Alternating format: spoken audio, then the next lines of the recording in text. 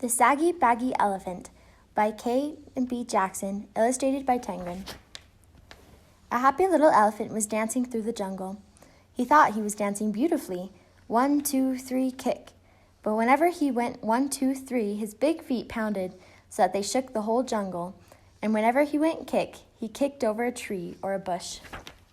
The little elephant danced along, leaving wreckage behind him, until one day he met a parrot. "Why are you shaking the jungle all to pieces?" cried the parrot, who had never before seen an elephant. "What kind of animal are you, anyway?" The little elephant said, "I don't know what kind of animal I am. I live all alone in the jungle. I dance and I kick, and I call myself Sookie. It's a good-sounding name, and it fits me, don't you think?" "Maybe," answered the parrot. "But if it does, it's the only thing that does fit you. Your ears are too big for you, and your nose is way too big for you. And your skin is much, much too big for you. It's baggy and saggy. You should call yourself Saggy Baggy." Sookie sighed. His pants did look pretty wrinkled.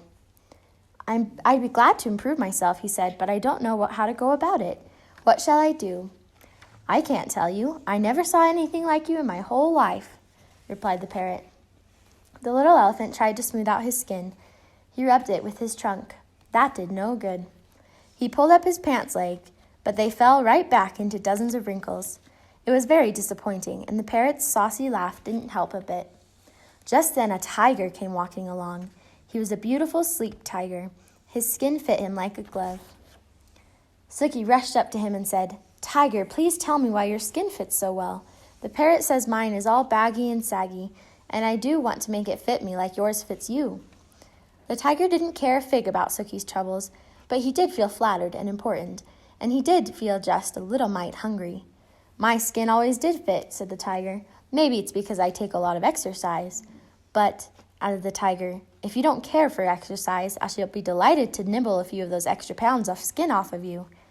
"Oh, no, thank you. No, thank you," cried Sookie. "I love exercise. Just watch me." Sookie ran until he was well beyond reach. Then he did somersaults and rolled on his back. He walked on his hind legs and he walked on his front legs. When Sookie wandered down to the river to get a big drink of water, he met the parrot. The parrot laughed harder than ever. "I tried exercising," sighed the little elephant. "Now I don't know what to do." "Soak in the water the way the crocodiles do," laughed the parrot. "Maybe your skin will shrink." So Sookie tramped straight into the water. But before he had soaked nearly long enough to shrink his skin, a great big crocodile came swimming up, snapping his fierce jaws and looking greedily at Sookie's tender ears. The little elephant clambered up the bank and ran away, feeling very discouraged. "I'd better hide in a dark place where my bags and sags and creases and wrinkles won't show," he said. By and by he found a deep, dark cave, and with a heavy sigh he tramped inside and sat down. Suddenly he heard a fierce growling and grumbling and snarling. He peeped out of the cave and saw a lion padding down the path. "I'm hungry," roared the lion. "I haven't had a thing to eat today.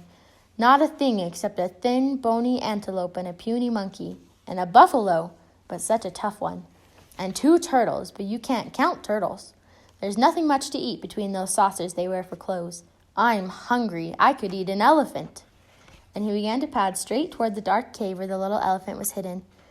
"This is the end of me, sags, bags, wrinkles, and all," thought Sookie, and he let out one last trumpeting bellow. Just as he did, the jungle was filled with a terrible crashing and an awful stomping. A whole herd of great, gray, wrinkled elephants came charging up, and the big, hungry lion jumped up in the air, turned around, and ran as fast as he could go. Sookie peeped out of the cave, and all the big elephants smiled at him. Sookie thought they were the most beautiful creatures he had ever seen. "I wish I looked just like you," he said. "You do," grinned the big elephants. "You're a perfectly dandy little elephant." And that made Sookie so happy that he began to dance, 1, 2, 3, kick, through the jungle with all those big, brave, friendly elephants behind him.